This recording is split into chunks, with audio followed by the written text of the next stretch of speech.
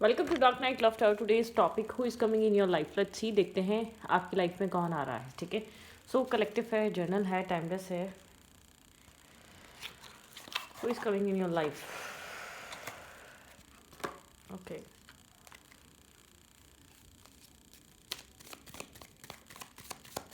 Who is coming in your life? आपकी life में कौन आ रहा है? मैं शफल कर रही हूँ, आप उस इंसान के बारे में सोचें। आप मेडिटेट कर सकते हैं उस पर्सन के बारे में। ओके,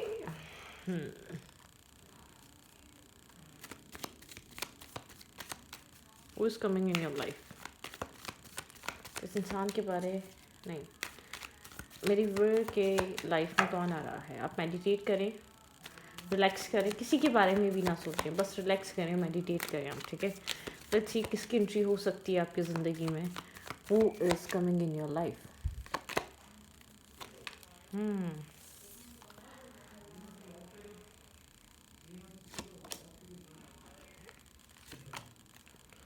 ओके, कोई ऐसा इंसान आपकी लाइफ में एंटर कर सकता है जिससे थोड़ा सा कन्फ्लिक्टेड हो जाए आप, या किसी से ऐसे इंसान की एंट्री है, ठीक है, जिसके बारे में आप सोच रहे हैं, जिसको आप सोच सोच कर बहुत ज़्यादा मेंटली बहुत ज़्यादा स्टक फील करते हैं।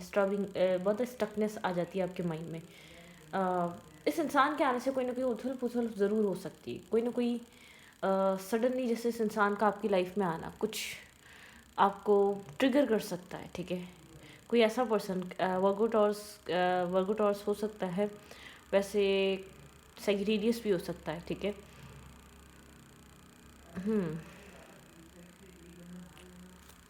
किसी तरीके की आर्ग्यूमेंट हो सकती है इस इंसान के साथ, जो भी इंसान आपकी लाइफ में आ रहा है।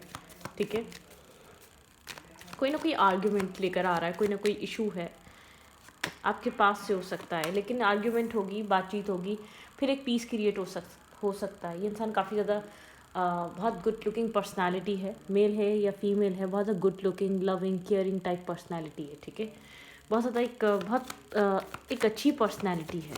ये जो भी पर्सन है देखने में बहुत ज़्यादा एक इंडिपेंडेंट एनर्जी टाइप पर्सन है इस इंसान की। ठीक है,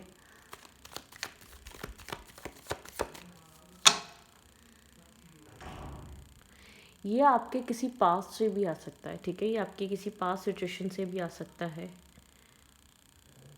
पहले तो लड़ाई होगी जब भी इंसान आएगा किसी तरीके की, जब भी मिलेगा या जब भी कनेक्ट होगा, कोई आर्ग्यूमेंट हो सकती है, फिर बात नॉर्मल होगी। ठीक है, कोई आर्ग्यूमेंट हो सकती है डेफिनेटली, फिर चीज़ें आप लोग के बीच एक बेहतरी की तरफ, एक सक्सेस की तरफ जाएंगी। ठीक है,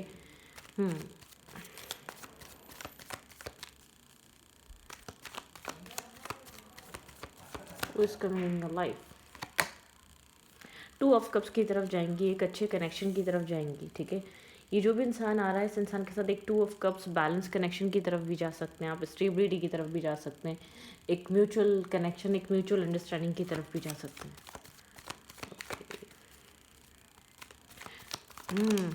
लेकिन स्टार्टिंग में थोड़ा सा ऐसा हो सकता है कि कुछ थोड़ा सा आप डिस्टर्ब हो, डिसअपॉइंट हो, कुछ बहुत ज़्यादा चीज़ें आपके माइंड में चल रही हों। ठीक है, या यहाँ पर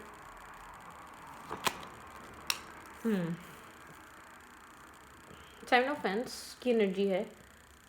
आपको इस इंसान का इंटेंशन समझ में आ जाएगा। ये टू ऑफ कप्स के लिए आ रहा है, ये बैलेंस लव इमोशंस के लिए आ रहा है, लेकिन मुझे ऐसा लग रहा है आप आसानी से बैलेंस नहीं करेंगे इस इंसान के साथ। आप अपने गार्ड्स अप रखेंगे, आप इजीली ट्रस्ट नहीं करने वाले इस इंसान पे। ठीक है, आप इजीली यकीन नहीं करने वाले।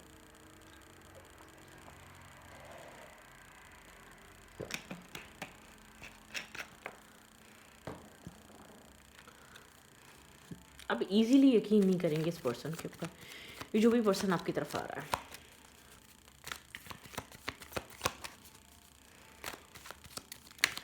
आप अपने गार्ड्स अप रख सकते हैं। ठीक है, ऐसा हो सकता है इस इंसान ने या किसी और ने आपका ट्रस्ट पहले भी ब्रेक करा है, आपको हर्ट पहले भी करा है किसी न किसी वे में। ठीक है, किसी न किसी तरीके से आपको हर्ट करा है या किसी न किसी तरीके से आपको पेन दिया है, तो अब आसानी से इजीली आप रिलाई नहीं करने वाले, ट्रस्ट नहीं करने वाले।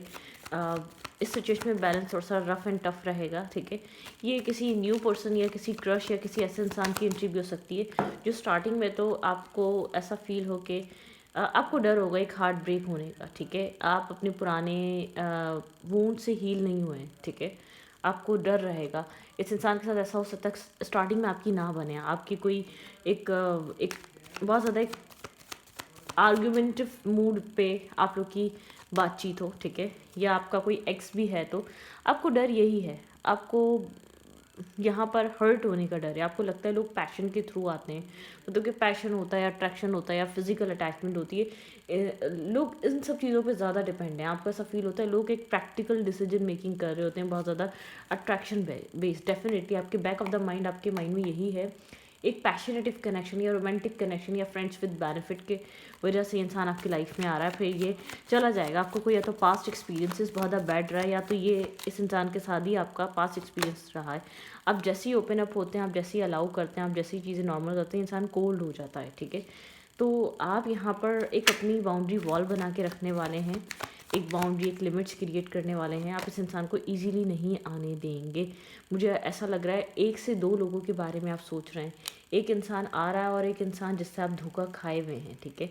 एक ऐसा इंसान है जो आपकी लाइफ में एंट्री कर रहा है, जो आ रहा है, और एक इंसान वो है जिससे आप बहुत ज़्यादा हर्ट हुए हुए हैं, जिसने आपको बहुत ज़्यादा मैनिपुलेट करा है, जिसने आपको मेंटली बहुत ज़्यादा एक किसी सिचुएशन में, किसी स्ट्रगल में डाला है। आप मेल है या फीमेल है, आपकी लाइफ में एक किसी पास्ट के बारे में थॉट चल रहे हैं, और एक प्रेजेंट जो पर्सन है वो इंटरेस्टिंग भी है, आपके साथ कनेक्टेड भी फील करता है, लेकिन आप बहुत ज़्यादा हीलिंग फील नहीं कर पा रहे। आप कन्फ्लिक्टेड एनर्जी में, आप नहीं समझ पा रहे। आपको नए कुछ स्टार्ट करना चाहिए अपनी लाइफ में, या पुराने एक्सपीरियंस को लेकर आप सोचते रहें, ठीक है।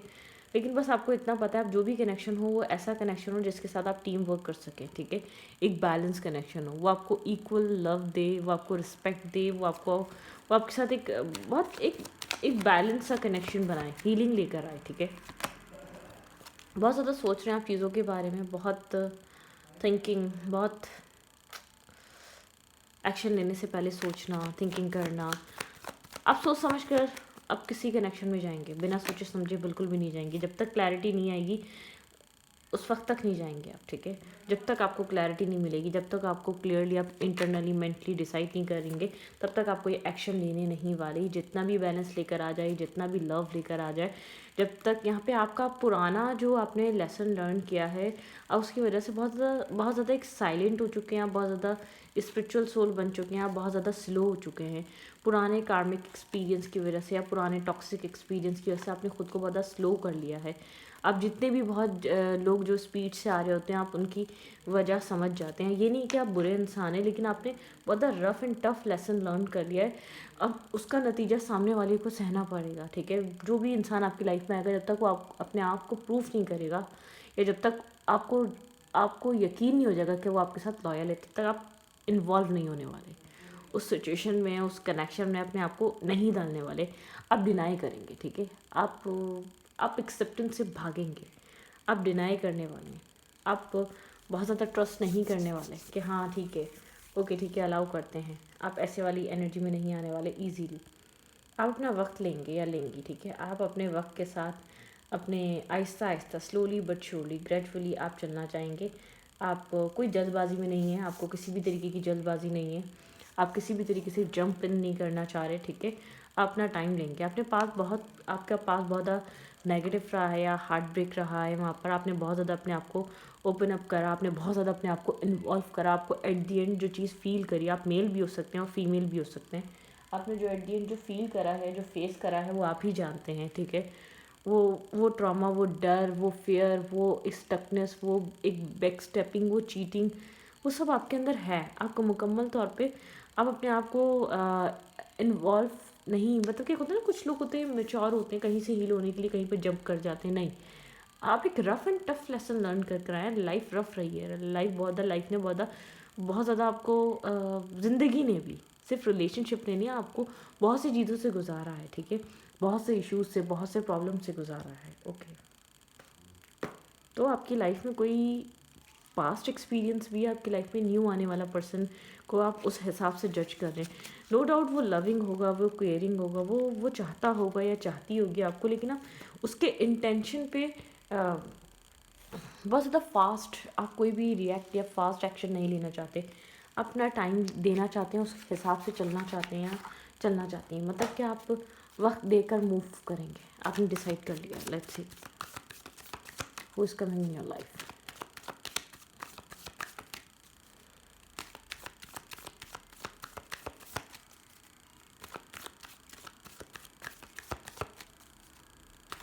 Who is coming in your life?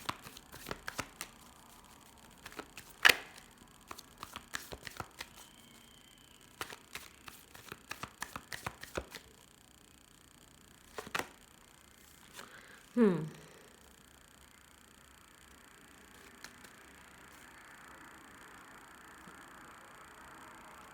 ये इंसान खुद ब्रोकन है। ये जो भी इंसान आपकी लाइफ में आ रहा है, ये इंसान खुद ब्रोकन है, एक ब्रोकन हार्ट है, ठीक है। ये इंसान अपनी लाइफ में